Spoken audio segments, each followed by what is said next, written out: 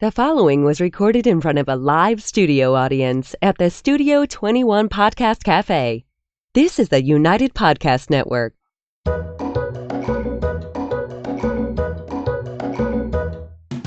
Welcome to the Quirky Dog Podcast, inspired by some of the quirkiest dogs you can ever imagine and the owners who love them. This podcast is brought to you by the quirky couple themselves, Scott and Jess Williams. Their aim is to educate and entertain. Here's Scott and Jess. Quirky tip of the day. Hello, guys, and welcome. We are here today to talk about reactivity in dogs. It's a big topic, and that's the problem that most dogs and owners have. Owners will call and say, my dog barks at people, my dog barks at dogs, whether it's on leash, off leash, behind a fence or not. We're going to deal with that today. But first, we're going to start with the quirky tip of the day. All right, so we wanted to talk about these biothane leashes, and the quirky tip of the day is brought to you this week by Earth Heart, and I will get over to that company in a second. But these biothane leashes are something that we have believed in for a long time. We switched from leather leashes to biothane leashes with our own in-person clients, and we now sell them with our online business as well. There will be a link to these in the show comments if you want to click and see these on our website. We have them for sale, 6-foot black biothane leashes. But they're nice because they're mold and mildew resistant. They're animal friendly, of course, so I like that aspect of it. And they don't have any give to it. So if the dog's going to go to the end of the leash, it's not like one of those bungee leashes or even a leather leash that stretches just a little bit. What you see is what you get. These leashes are super durable. They feel super great in the hand, and they're a little easier for a dog that maybe nibbles on the leash sometimes to not get through immediately. It seems like so often with these nylon leashes or these leather leashes, if the dog starts gnawing at it, all of a sudden you have the leash in 2 parts. Well, they don't taste as good as leather for the dog. That's true. Yeah, the biothane leash doesn't taste as good. And then the other thing I want to bring up, this company, Earth Heart, if you have a diffuser in your home, which pretty much everyone does nowadays, this canine calm is like the cat's meow. I am all about this stuff. It is in every room of our house. I love the scent of it. It has lavender combined with a bunch of other good scents. And we really believe in using essential oils with dogs to help calm them down and to help calm the whole tone of the house down. So there'll be a link for this as well in the show notes. And this is an Earth Heart product, and we really, really love it. This is the Canine Calm that goes in diffusers. It comes in a spray and a roll-on also, but this is what I use most frequently with our dogs at our house rather than rubbing it on everybody's ears individually. It just goes all throughout the house, and you can't beat the scent. I certainly would suggest trying that before you get involved in medicating your dog. Yeah, exactly. And, these essential oils now, it's crazy. You can get them for $100. I mean, doTERRA products, it's $100 a bottle. So this is a pretty affordable one, and I really enjoy the scent. So check it out. All right, we are going to talk about reactivity. There's a lot of different venues, if you will, of reactivity, and we're going to start with leash reactivity. So most common, I would say, with leash reactivity is dog-to-dog reactivity on leash. What do you think? Yeah, that'll be a pretty common complaint. People say that when their dog sees another dog on the street, they'll start pulling, lunging, barking. The reason for it could be any number of things. It could be that the dog wants to play. It could be that the dog is fearful of the other dog. It could be that it has some real aggression, but that's probably the number one reactive issue that we get as far as a complaint. Sure. Yeah, and the funniest thing is I would say half of these clients say, my dog's an ass on leash on the street, but it goes to daycare every day. So it's not like the dog is necessarily aggressive. It's that component of the leash being involved that makes the dog activated and makes it become an issue on the street. So leash reactivity with dogs and dogs, you want to think of a few things. One, what are you doing? Do you see a dog 2 blocks away and all of a sudden now you're starting to sweat, you're starting to envision it going poorly, You're choking up on your leash? This is a common one. If the dog is on the leash, all of a sudden now you're just rolling the leash up your hand like, oh God, I have to hold on. Well, now the dog has, 6 to 8 inches of leash that you're pulling them back. You're like setting them up for failure. When we're training protection dogs, we're using opposition reflex. When dogs are pulling a sled, dogs in the Iditarod, you're using opposition reflex. If you're making that happen on the street, the likelihood of that dog blowing up now is going up just because of your own actions.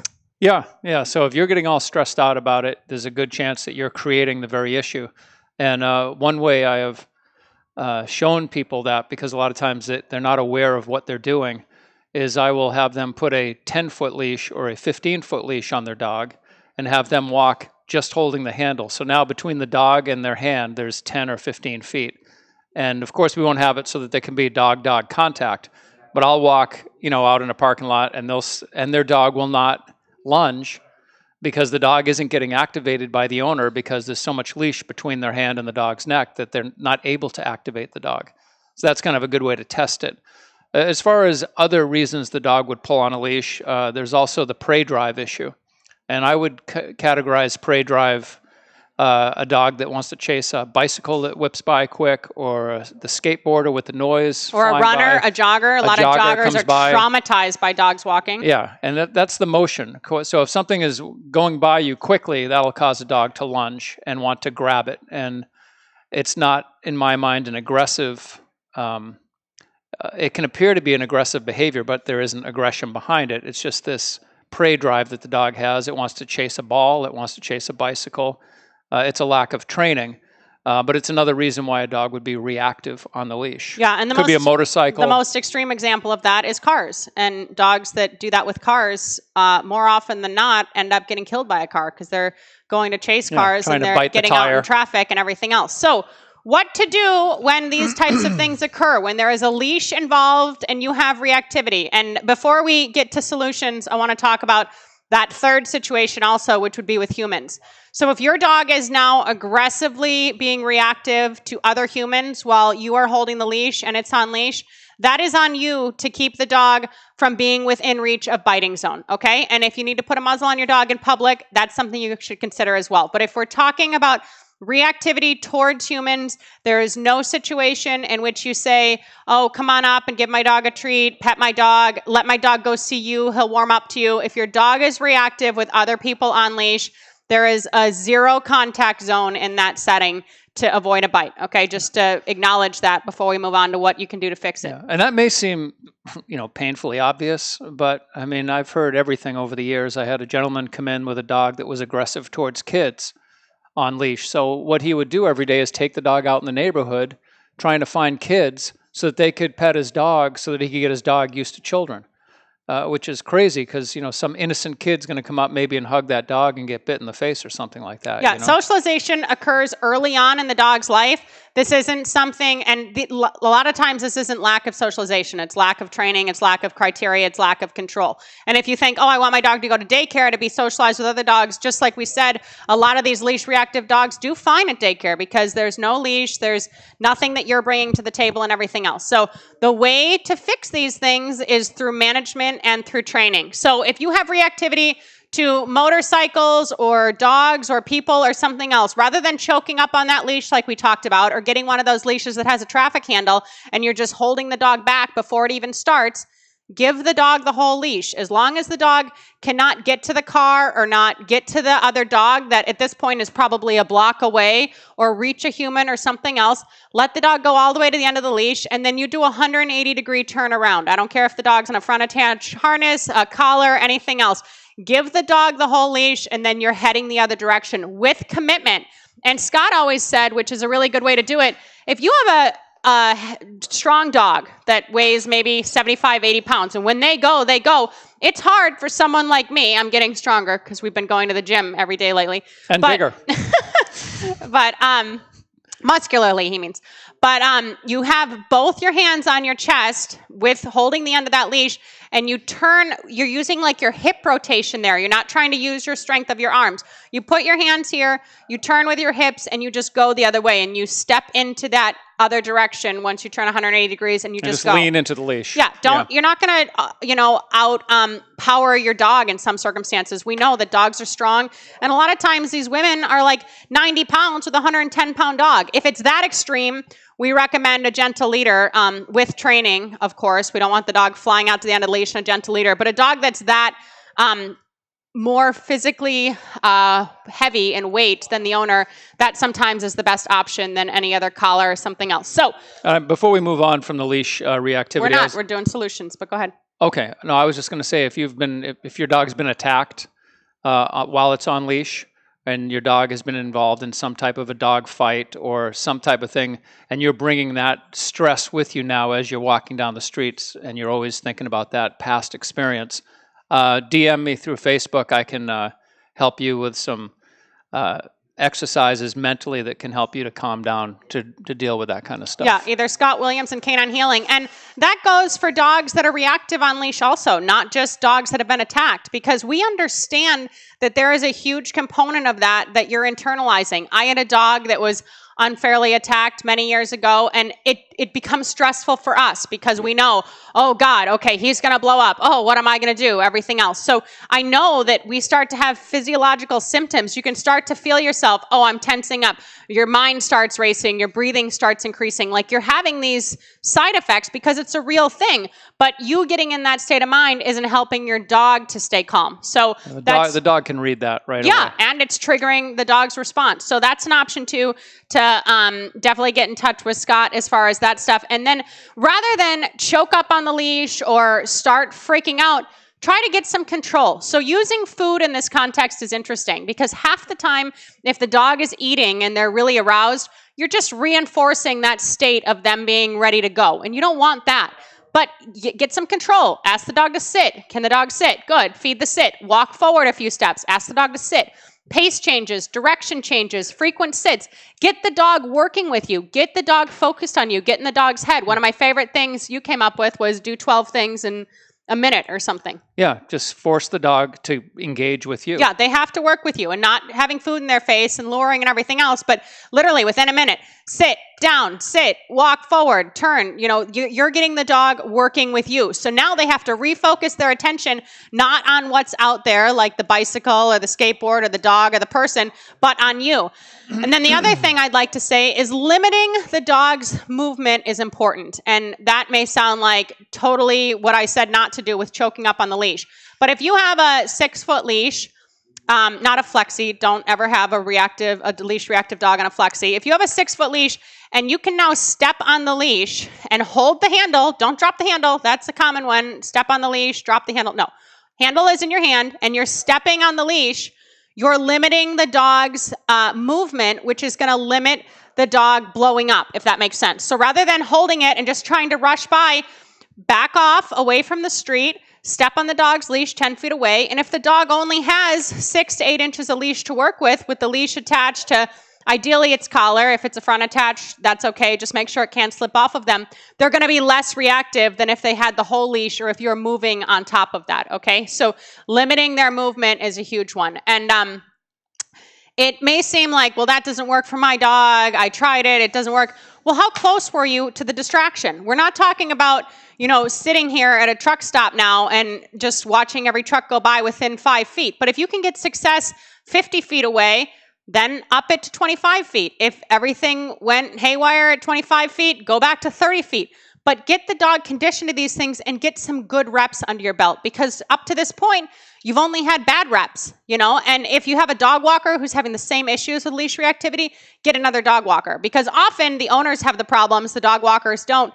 But if the dog's rehearsing that with the dog walker too, the more they're rehearsing this behavior on the leash, the worse it is for you and the whole situation. Yeah, and as far as stepping on the leash, I mean, that's something that has to be a proactive step where if the dog's already lunging and pulling, you trying to get that leash under your foot is going to be chaos. It's going to be real difficult to make that happen. Yeah, 100%. That would be when you give the dog the whole leash and do your 180-degree turn. Yeah, so you want to be proactive in setting that up. And the other thing I've had success with a lot of my clients is creating a little plan, a physical plan of like Jess talked about doing the about face, turning around.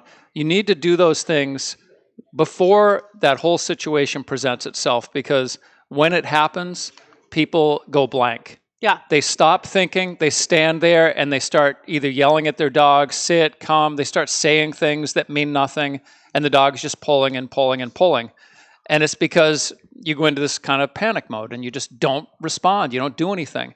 So just like with police and firemen and anyone that, and schools, competitive sports, if you want Kids to be do able drills to, at schools when all you the want to time. respond in a certain way when you're out there, like if you're doing layups in basketball practice, you don't want to be, the first time you do a layup is in the middle of a game. You're doing it over and over again so that you don't have to think about it. When you get the opportunity and someone throws the ball at you to do that layup, you're not even thinking about it. You've done it so many times.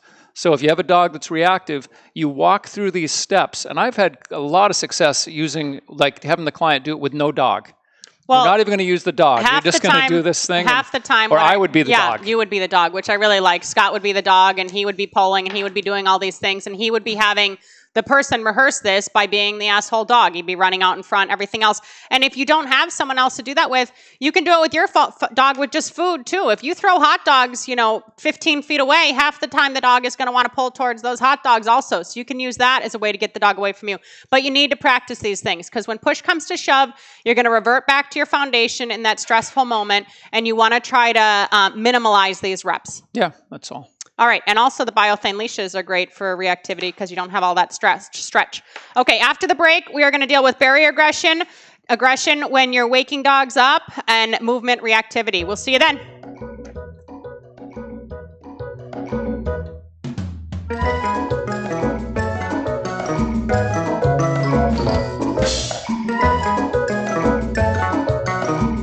Does your dog seem anxious? Would you like your dog to relax? Do you want to feel more in control? Would you like your dog to cooperate? HowToCalmYourCanine.com. That's HowToCalmYourCanine.com.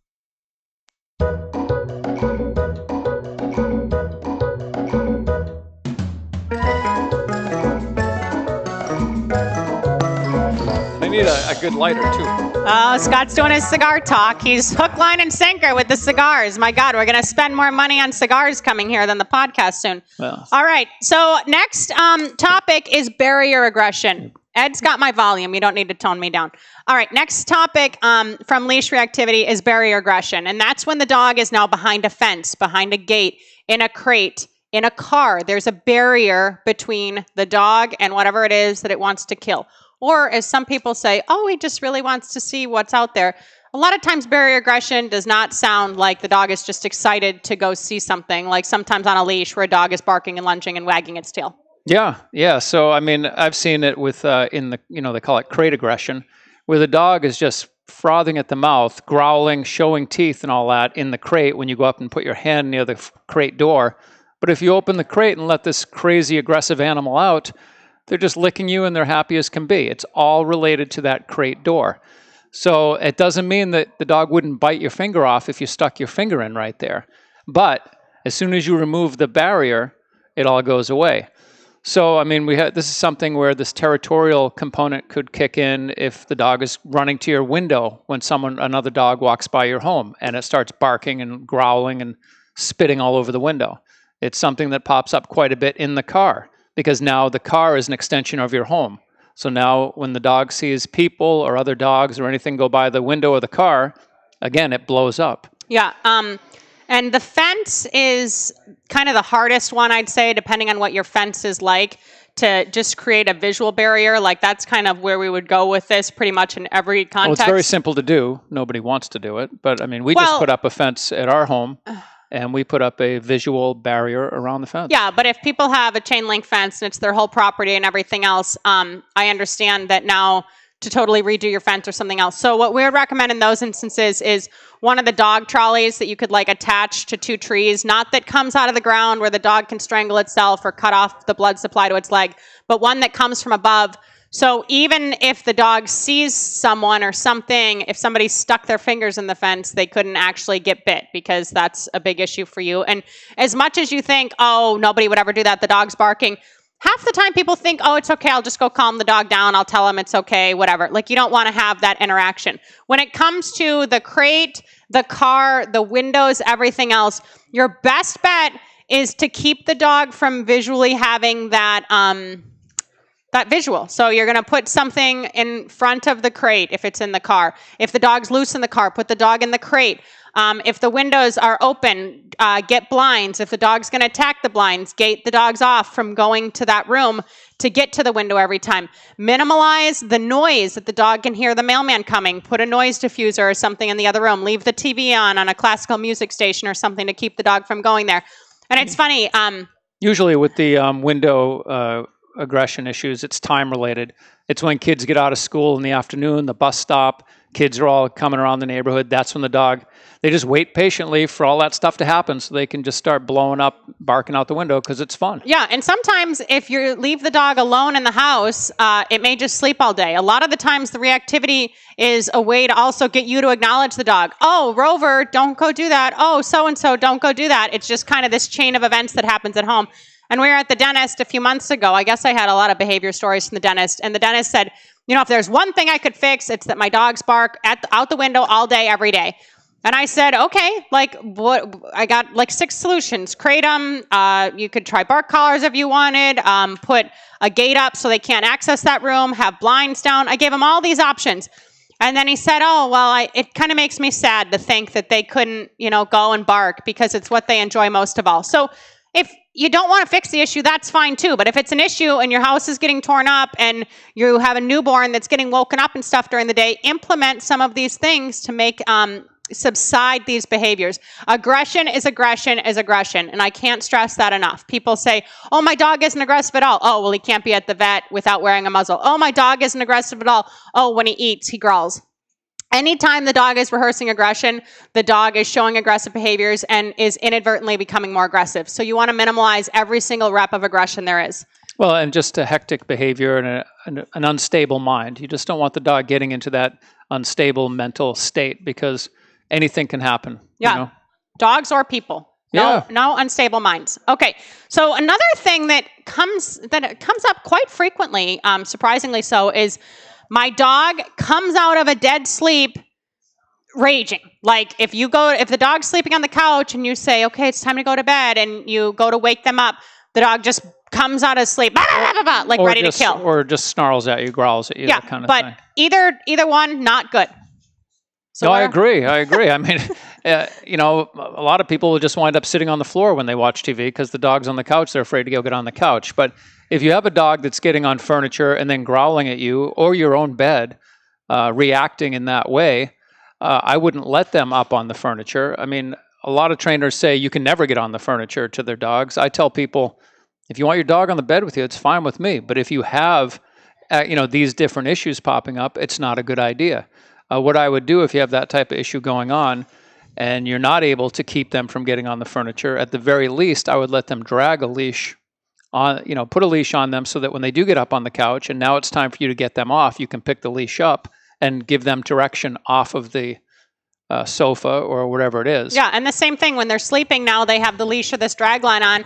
You pick that up and you are saying, okay, time to go to bed with the leash rather than actually physically touching them. And if still, even with a leash on, the dog is reactive, crate the dog more. Let the dog sleep in a crate. Let the dog nap in a crate. Put more structure into the dog's life. Half of the time these things are happening because the dog is just given too much freedom day in, day out in everyday life. Everyday matters. So if you start to create more structure in the dog's life, you're going to see these things start to tone down a bit. And then the biggest resistance I've come into with regard to implementing that structure is that the people are getting so much value from having the dog on the couch with them or on the bed with them that they don't want to give that up because the dog gives them so much emotional comfort.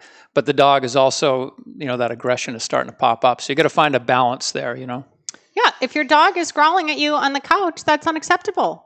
If you're waking your dog up to go to bed for the night and they're growling, it's unacceptable. You need to stop these things in their tracks. Aggression is aggression. You don't want the dog rehearsing aggression. And then the last one is movement reactivity. And this may not be super intuitive to most of you, but a lot of dogs, somebody comes over, it's hectic, and then the dog's totally chill for 3 hours. People watch the game.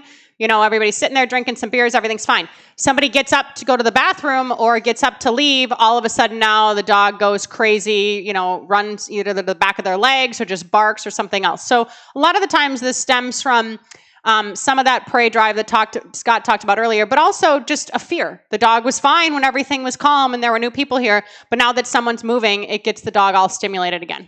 Yeah, and I just tie that into a total lack of structure. The dog's mentally loose, fearful, and able to do whatever they want whenever they want to do it, and they're just reacting. They're just being a dog. They're being an unstable dog. And again, the easiest way to deal with that is if you're having company over, I'd put the dog away. If you haven't addressed it and you're not willing to do some training with your dog, just simply put them in another room when you're going to have company over because someone's going to get bit. Yeah, and it's so often, the dog did this for 5 years, but now he bit someone. whether it broke the skin or not. Like, there were signs here, people, that this was going to happen. So either crate the dog, put the dog in a separate room, step on the leash like we talked about. You limiting the dog's movement is going to limit that reactivity in and of itself. If somebody gets up from across the room and the dog has this much leash, the dog may stand up, but the dog can't now run across the room and go to attack their leg or something. And then the other thing I want to say about that is you also really can't trust people. So even if, like I was just thinking, you could tether the dog with a leash to a doorknob or some way restrain the dog in the room where the dog can't actually come out and maybe nip at someone.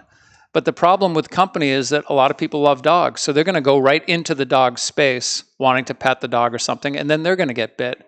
So for everybody's safety, if you have a dog that is exhibiting that type of behavior, first of all, seek out a trainer and get some training done.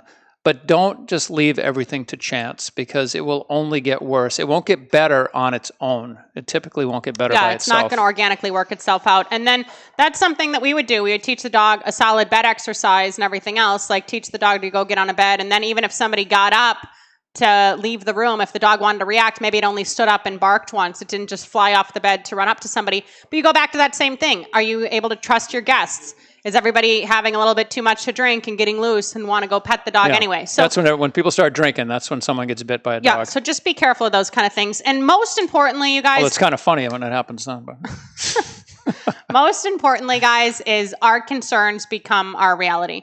So if in your mind you're saying, oh my God, things are getting bad, this dog looks like a dog that my dog would normally go after, and you're just playing this over and over again in your mind as the situation is unraveling, the likelihood of it going bad is greater than if you were just neutral. Sometimes if a stranger is holding the leash, the dog doesn't exhibit that behavior, whether they're putting control on the dog or not, just because they're not bringing all of that past trauma to the experience. So like Scott had mentioned before, if you are dealing with that, whether your dog was attacked or your dog is showing reactivity on the leash or something else, we have some specific methods to work with you guys personally and get you through that trauma, because we understand that it takes its toll on you and it is stressful. But whatever persona you're taking on, your dog's going to take over as well. And that's not a sales call. We can give you some good free stuff. Yeah, we're all about it. All right, guys. Next week, we're going to go over the importance of crating your dog. We're all about tightening up that control in 2020. And if you have any questions, you can email us at studio@thequirkydog.com. And in the meantime, keep it quirky. Keep it quirky.